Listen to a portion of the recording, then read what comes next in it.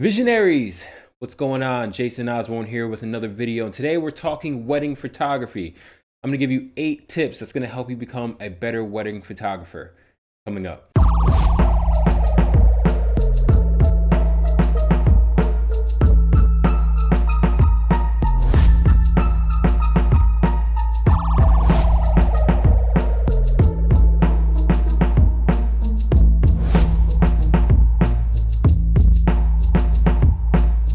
Before we get started, I just want to say thank you for coming back and watching another one of my videos. If this is your first time to the channel, well, my name is Jason Osborne. I'm a professional photographer that specializes in portraits and events based out of Houston, Texas. And welcome to my channel. You can find everything photography here. So please consider subscribing to my channel and don't forget to hit that like button and also turn on your alerts so that you can make sure that you are the first ones to see my videos when they drop every Tuesday at 8 a.m. Let's get into these tips for wedding photography. So if you click the link on this video, you're probably trying to improve on your wedding photography, or maybe you're brand new to wedding photography and you don't know where to start.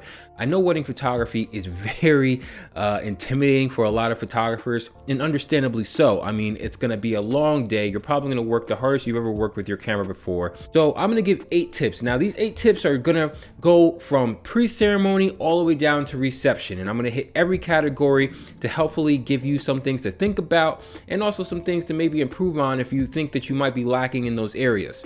So we're gonna get right into it with pre-ceremony. The number one thing that I'm gonna tell you in pre-ceremony category is to know the timeline and to have effective communication. That is my very first tip for pre-ceremony coverage or pre-ceremony time. Okay, you want to be in constant contact not only with the coordinator for the wedding, but the bride and the groom themselves. A lot of times you're going to find that brides and grooms, especially the bride, have different expectations for the day than the coordinator that might be organizing the day for them. Or you might be talking to the mother of the bride, or sometimes even the father of the bride. You have to make sure you're talking to the people who are actually getting married, know the timeline of the day, and it's very important to do so. And now I'm going to give you another bonus tip right here. Hair and makeup is the number one thing that will kill your pre-ceremony time. A lot of brides, they think that it can happen a lot faster than it actually does, and it actually really makes them run behind most of the time. Make sure you understand how many hair and makeup artists are going to be on site. If the bride has a wedding party of bridesmaids, maybe 8 or more, but there's only one hair and makeup stylist, that could be a problem if you're showing up at 1 to start photos and the ceremony is at 2. So you might want to talk to your brides about those kind of things before the actual ceremony or the day of the wedding takes place. My second tip for the pre-ceremony coverage is to start with the easy shots first, then build into the more involved ones, okay? Not only is this going to allow you to get a lot of the shots that the bride and the groom are going to want without their involvement, but it's also going to buy them time to get ready and get all those final things done so they're ready to take pictures with you. So what are the easy shots? Well, the easy shots are the venue shots, the detail shots of the bride's dress, the detail shots of the rings, the flowers, the invitations, the detail shots of the reception, if that's done by the time you arrive. All the easy shots need to come first. Then you're going to want to go ahead and slowly move into the more involved shots with the bridal party and the bride and groom before the ceremony starts. Now, moving into the ceremony section of this video, my first tip is to move around during the ceremony. Don't stay static. Now, there are some venues like Catholic churches and other churches that have pretty strict restrictions on photography and photographers where they can move about.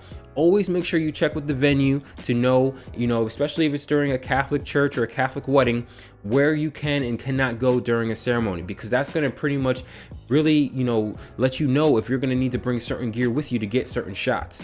But if you have free range, don't be afraid to move around. Now, I'm not saying you want to be sprinting back and forth between the aisles and in front of the bride and groom and all that stuff, but a good way to get a lot of great shots is to calmly walk during the ceremony around the areas, around the pews, get different angles. You can stand at the side so you can get the family shots, but always make sure that you're aware of the time management and of the ceremony, which leads me into my second tip. Know the length of the ceremony and the type.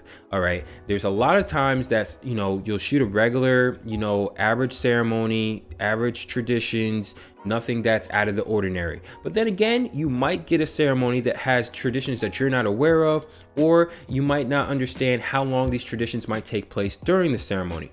The number one thing during the ceremony is by the time they're about to hit that final kiss, you need to be dead center in the aisle getting ready to capture it. The third and last tip for the ceremony is definitely going to be to use different types of lenses, especially if you are shooting by yourself.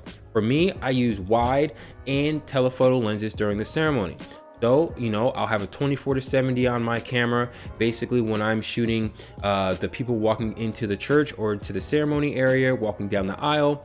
And then I'll also make sure to take a very wide shot with the 24 to make sure that I get the bridesmaids, groomsmen, and the bride and the groom with the officiant right in the middle, all in one shot.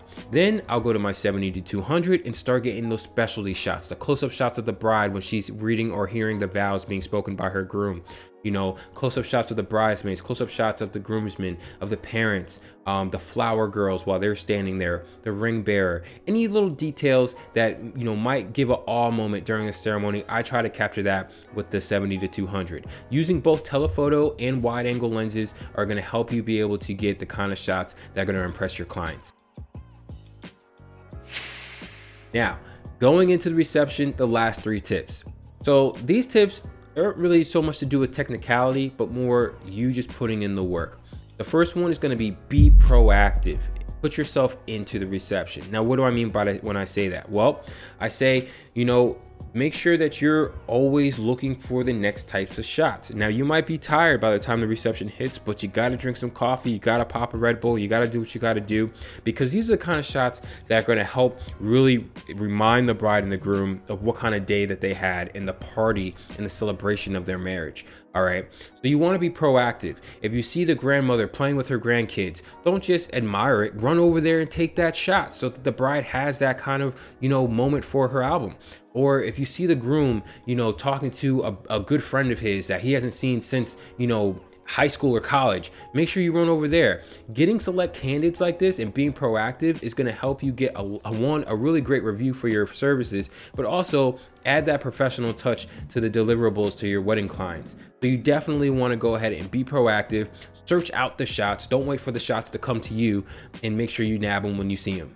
Another tip for the reception is to use the coordinator for your benefit. Don't be afraid to ask the coordinator for the venue or the one that's helped organizing the wedding for the entire day to help you round up some guests for a group shot, or help you round up the bride and groom for the exit, or maybe a specialty shot outside during the reception.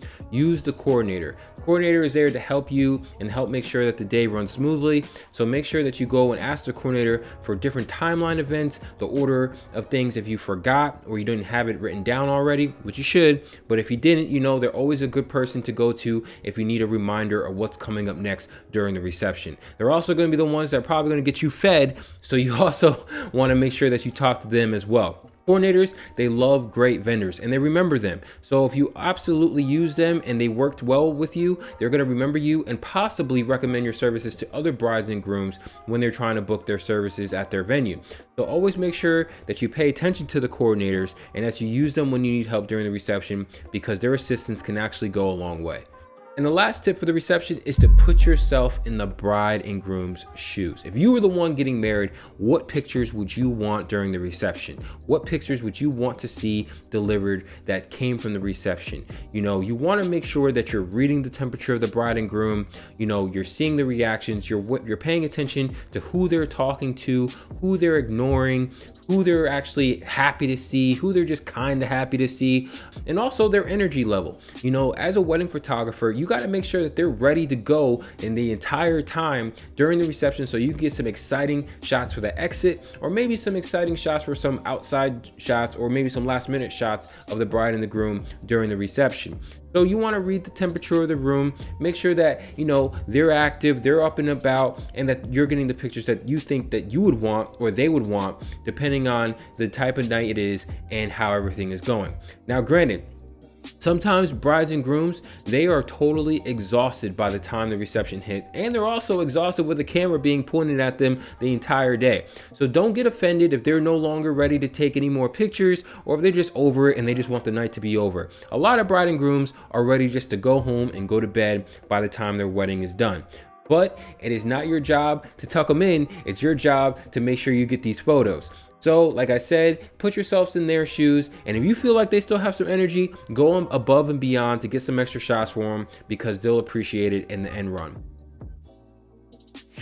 So just to recap, all right, the 8 tips that I gave you today, starting with pre-ceremony. Timeline management, knowing your timeline, being organized for the day, knowing what to expect. That was tip 1.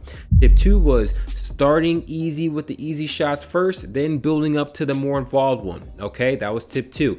Tip 3 moved us into ceremony, and that was knowing the length of the ceremony and the type, any special traditions, the time of the ceremony, the length of the ceremony. These are going to help you get into the right positions at the right time so that you don't miss any shots. Tip 4 was to use a variety of different lenses during the ceremony. So a wide angle lens and a telephoto lens will definitely get the job done. Wide angles so you can capture an entire wedding party up at the altar. Telephoto so you can zoom in tight and get those specialty shots that no one's really going to see unless you take them.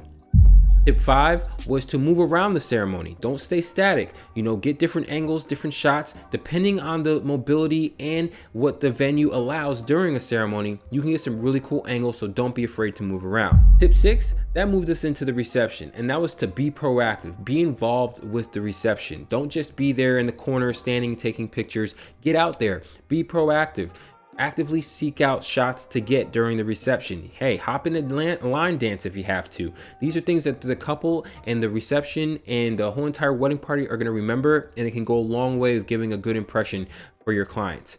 Tip 7 was to use the coordinator for your benefit. You want to make sure that you're using all the help you can get, especially if you're shooting alone, and the coordinator can definitely help out with that. And lastly, the last tip, tip 8, was to make sure that you're putting yourself in the bride and the groom's shoes. You want to make sure that you're getting shots that you think that you would want if you were the one getting married. It's going to help train your eye to get those specialty moments between loved ones and friends and family members that are really close to the bride and groom.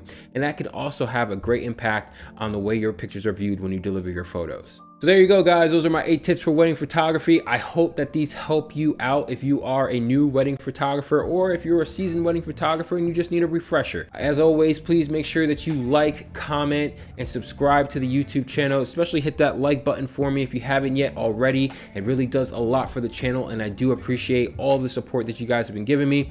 Until next week, this is Jason Osborne. I'll see you guys in the next video. Peace.